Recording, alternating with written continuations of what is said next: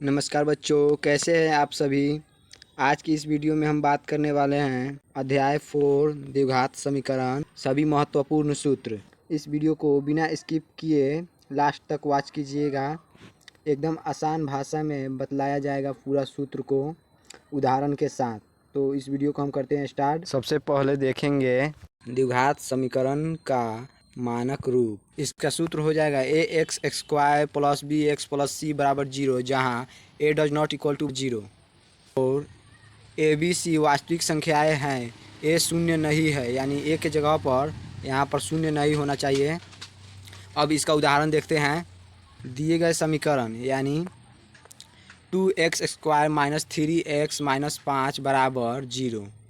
यहाँ देखिए A x x square plus B x plus C बराबर 0 के रूप में है, यानी ये हमारा सूत्र हो गया। और इसी पर ये सवाल हमारा दिया हुआ है, तो इसको हम निकालते हैं। देखिए जहाँ ए बराबर 2, यानी यहाँ पर हम सूत्र में क्या पढ़े थे, यहाँ पर ए था तो ए के जगह पर अभी 2 आ गया है, इसलिए ए बराबर 2 हो जाएगा। और बी बराबर -3, यानी बी के जगह पर -3 है। फिर सी के जगह पर -5, यानी यहाँ पर सी था तो -5 उसके जगह पर आ गया है। ये आप उदाहरण समझ गए सूत्र पर। फिर हम अगला देखते हैं। विविधकर से मूलों की प्रकृति। इसका सूत्र होता है d बराबर बी स्क्वायर माइनस 4ac। इसको आप लोग एकदम रट के याद कर लीजिएगा, ये हमारे सवाल बनाते वक्त बहुत काम आता है। इसको आप लोग याद रखिएगा। फिर इसका हम लोग जो है इसका और सूत्र पढ़ते हैं। d का मान मूलों की प्रकृति, यानी डी हमारा बड़ा होगा, यानी ये वाला डी बराबर सूत्र जो है विविधकर हमारा बड़ा होगा और 0 उससे छोटा 0 है, तो इसका सूत्र क्या हो जाएगा, दो भिन्न वास्तविक मूल होते हैं, ये सूत्र हो जाएगा। फिर डी बराबर 0 होगा अगर, यानी इसका मान 0 आ जाएगा, डी बराबर विविधकर हमारा 0 आ जाएगा, तो दो समान वास्तविक मूल एक ही मूल होते हैं, यानी इसका सूत्र हो गया। फिर हमारा अगला है डी अगर छोटा हो और 0 बड़ा हो, ये मुंह का तीर जिसमें खुला रहता है वो बड़ा होता है, ये समझ लीजिए। तो हमारा डी छोटा हो गया और 0 बड़ा हो गया, तो कोई वास्तविक मूल नहीं काल्पनिक मूल होते हैं, यानी काल्पनिक मूल होते हैं, ये हमारा सूत्र हो गया। फिर इसका उदाहरण देखते हैं। इसका उदाहरण हो जाएगा x x square minus 5x plus 6 बराबर 0 में ए बराबर 1, यानी यहाँ पर कुछ नहीं तो एक छुपा रहता है, एक हो गया। फिर बी बराबर -5, यानी बी के जगह पर -5 है। फिर सी बराबर 6, यानी सी के जगह पर 6 है। तो इसको हम देखिए कैसे बनाते हैं विविधकर से। डी बराबर इसको सूत्र पर बैठा लिए हैं पहले से, बी स्क्वायर यानी -5 का स्क्वायर कर दिए हैं। फिर -4, ये सूत्र में था -4 गुने ए बी, तो ए के जगह पर 1 लिख दिए हैं, गुने बी के जगह पर सी के जगह पर 6 लिख दिए हैं। ये हमारा सूत्र पर आप लोग बैठा लीजिएगा कॉपी पर। अब इसको सॉल्व करेंगे तो इतना आएगा, -5 का स्क्वायर 25 आ जाएगा प्लस में। फिर यहाँ गुना कीजिएगा, 6 एकम 6, 6 चौका 24, माइनस में 24 आएगा और 25 में से 24 घट जाएगा तो हमारा 1 आ जाएगा, यानी 1 हमारा क्या है, 0 से बड़ा है हमारा 1। तो क्या हो जाएगा, इसका दो भिन्न वास्तविक मूल होंगे, यानी सूत्र में आप क्या पढ़े थे, 0 से बड़ा। ये हमारा इस सूत्र पर आंसर आया है पहले वाला। अब अगला सूत्र है 3 नंबर, गुणनखंड विधि। इसको आप लोग सिर्फ समझना है। दिए गए समीकरण के द्विघात को गुणनखंड रूप में लिखें। ये हो गया 1 नंबर, समझ लिए। फिर प्रत्येक गुणनखंड को 0 के बराबर रख कर मूल निकालें। यानी आप क्या समझें, प्रत्येक गुणनखंड यानी आपको ऐसा गुणनखंड मिलेगा, ऐसा गुणनखंड उसको उसके बराबर आपको 0 रख कर यानी मान कर मूल निकालना है। एक्स का मान जैसे निकालना है उसी को मूल कहते हैं। तो इसका उदाहरण अब देखते हैं, उदाहरण से सब क्लियर हो जाएगा। देखिए यहाँ पर हमारा गुणनखंड है x square minus 5x plus 6 बराबर 0। देखिए जो इसमें बता रहा था मान लेने के लिए, तो गुणनखंड के बराबर 0 हम मान लिए। गुणनखंड करें अब, x square minus 2x minus 3x plus 6 बराबर 0, यानी ये गुणनखंड कैसे आया है, एक्स स्क्वायर के एक्स स्क्वायर रहने दिए हैं। फिर -5x, इसको कितने खंड में तोड़ेंगे कि गुना करने पर 6 आ जाए और इस दोनों को खंड करेंगे उसको जोड़कर -5x आ जाए। तो हमारा खंड कितना हुआ है 2x माइनस 3x। इसको जोड़ेंगे तो -5x आ जाएगा और गुना करेंगे तो 6 आ जाएगा। तो ये इसी को हम बोलते हैं गुणनखंड। अब यहाँ पर सॉल्व कैसे किया है, पहले इसको साफ़ कर देते हैं। साफ़ हो गया। फिर देखिए यहाँ से हम कॉमन लेंगे, यानी देखेंगे जो चीज़ दोनों में है उसको हम कॉमन लेंगे। यानी इसमें और इसमें x है तो x कॉमन कर लेंगे, तो एक्स स्क्वायर में से x ले लिए तो x बच गया। फिर -2x में से x ले लिए तो 2 बच गया। अब यहाँ पर कॉमन कितना लेंगे हम, यहाँ पर -3 कॉमन लेंगे तो दोनों में है, इसलिए -3 कॉमन ले लिए। तो -3 ले लिए तो x बच गया हमारा। फिर यहाँ पर 3 दूना 6, यानी 2 बार पढ़े तो ये कट जा रहा है, तो माइनस प्लस माइनस, यहाँ पर देखिए प्लस है यहाँ पर माइनस है, प्लस माइनस माइनस होता है तो 2 आ जाएगा। और उससे नहीं आपको करने आए तो इसमें जितना आता है ना उतना ही सेम यहाँ पर आता है गुणनखंड में। ये गुणनखंड का नियम होता है। यहाँ पर आप देख लीजिए दोनों सेम होगा तो आपका गुणनखंड एकदम सही है। और बराबर में 0 है तो 0 लिख दिए हैं। फिर अब इसका मान निकालते हैं। दोनों को पहले अलग अलग कर देते हैं। ये दोनों सेम है, यहाँ दोनों बॉक्स में है, इसको 1 लिख देंगे यहाँ पर x माइनस 2।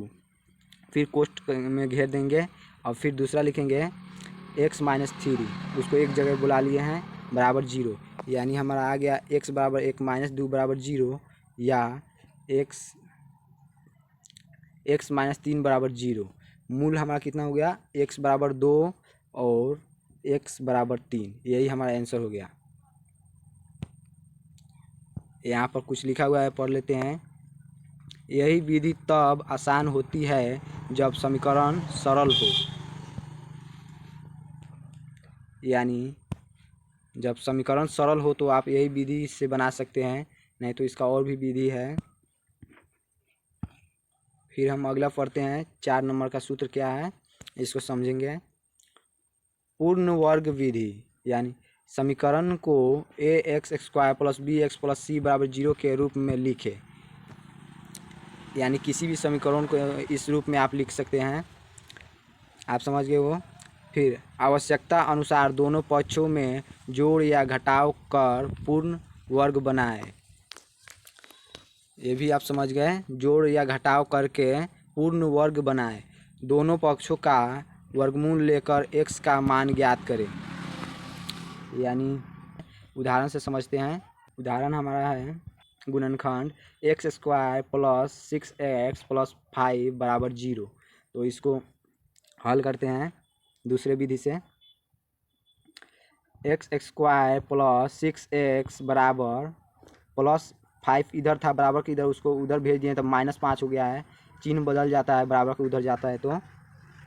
फिर x स्क्वायर प्लस 6x इतना ही, यहाँ पर प्लस 9 एक्स्ट्रा में ऐड कर दिए हैं और बराबर के इधर भी जोड़ दिए हैं तो इससे बराबर ही रहेगा। फिर बराबर -5। फिर यहाँ पर आप x प्लस 3 का होल स्क्वायर लिख सकते हैं, इसका बराबर 9 में से 5 घट जाएगा तो 4 बच जाएगा।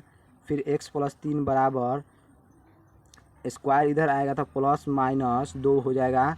फिर x बराबर निकालिएगा तो प्लस 3 इधर है तो उधर जाएगा, बराबर को उधर जाएगा तो -3 हो जाएगा। आप पहले से है प्लस माइनस 2, तब इसका आंसर आ जाएगा हमारे पास x बराबर -1। फिर x बराबर -5। यहाँ पर नोट में कुछ लिखा हुआ है, इसे पढ़ लेते हैं। यह विधि किसी भी द्विघात समीकरण के लिए हमेशा काम करती है। इसे आप लोग याद कर लीजिएगा, नोट में लिख लीजिएगा। फिर अगला देखते हैं। अब द्विघात सूत्र देखते हैं। यदि ax square plus bx plus c बराबर 0, a does not equal to 0, तो x बराबर -b plus minus root under b square minus 4ac बट्टा 2a। ये हमारा सूत्र होता है। आप लोग एकदम कॉपी पर लिख के इसे रट लीजिएगा। इसका उदाहरण देखते हैं। 2x square minus 3x minus 2 बराबर 0। यहाँ a बराबर 2, b बराबर -3, c बराबर -2। तो x बराबर निकालेंगे तो इसको पहले सूत्र पर बैठा देंगे। x बराबर सूत्र कितना देखे थे हम लोग, x बराबर -b बटा -b plus minus root under b square minus 4ac बटा 2a। तो उसी सूत्र पर हम यहाँ उसको बैठाएंगे, इस सभी मानों को। यहाँ पर सूत्र के मदद से बैठाएंगे। माइनस बी, तो माइनस बी यानी बी की जगह पर क्या है, पहले से -3 है और सूत्र में माइनस है, तो माइनस फिर कोष्ठ में -3 लिखेंगे, plus minus root under B square, यानी बी की जगह पर -3 है तो -3 का स्क्वायर, फिर 4, ये हमारा सूत्र में -4 तो सूत्र में है तो इसे ऐसे ही रहने देंगे। फिर ए का मान कितना है हमारा 2 है तो ए का मान लिख दिए हैं। फिर गुणे सी का मान -2 है तो -2 कोष्ठ में लिख दिए हैं। फिर 2a, 2 का 2 और ए का मान 2 है तो इसको कोष्ठ में। अब इसको हम सॉल्व करेंगे तो हमारा माइनस माइनस प्लस 3 हो जाएगा, रूट है तो रूट रहेगा, और -3 का स्क्वायर प्लस में हो जाएगा तो 3 3 9 हो जाएगा। फिर -4 × 2 -2 यानी गुना करेंगे तो -4, फिर -4 से -4 में करेंगे तो +4 × 4 = 16 हो जाएगा, तो इतना हमारा आ गया। फिर बट्टा में 2 दूनी 4 यानी 4 हमारा आ गया। और इसको सॉल्व करेंगे तो 3 + -√25/4, फिर इसको सॉल्व करेंगे तो 3 ± 25 का वर्गमूल निकल जाएगा 5/4। फिर यहाँ पर x बराबर निकालेंगे 3 + 5/4 बराबर 2, यानी 5 + 3 यानी 8 हो गया, 8/4 यानी 4 दूना 8, कट के 2 आ जाएगा, 2 हमारा आंसर। फिर एक और निकलेगा -5 रख कर, x बराबर 3 - 5/4 बराबर -1/2, ये भी आंसर हो गया। 6 नंबर है मूलों और गुणांकों में संबंध।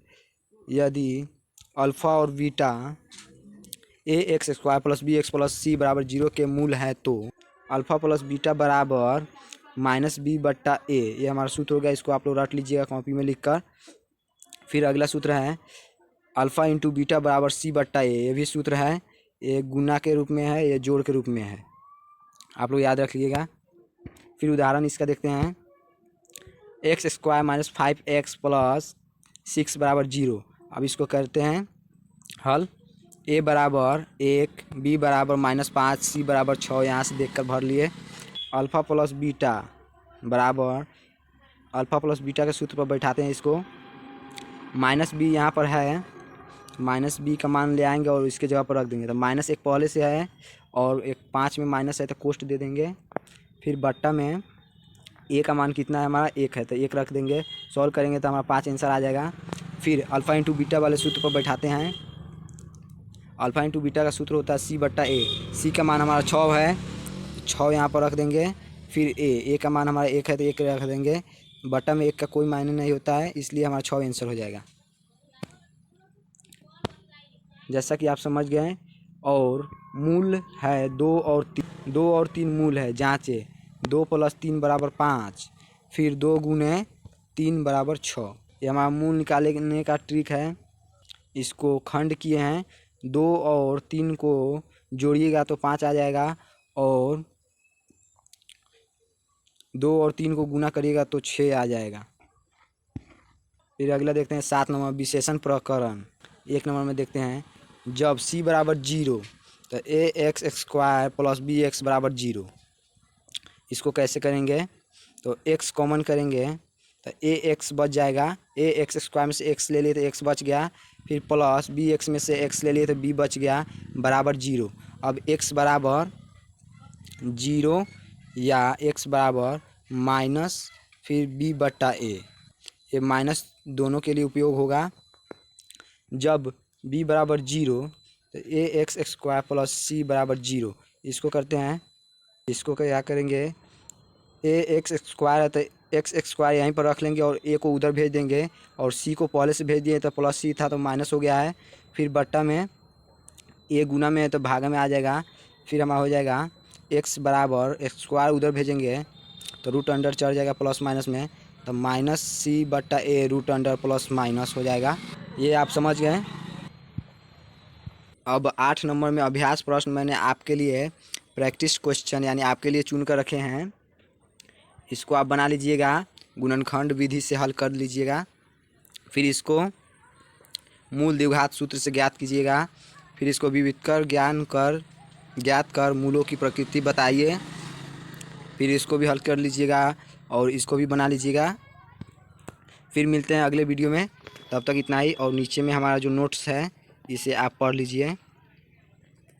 बाकी हमारा वीडियो कैसा लगा, अगर अच्छा लगा हो तो अपने दोस्तों के पास शेयर ज़रूर करें, और चैनल पर नए हैं तो हमारे चैनल को सब्सक्राइब जरूर करें ताकि और भी नए नए वीडियो आए तो आप मिस ना करें और वीडियो को देख सकें।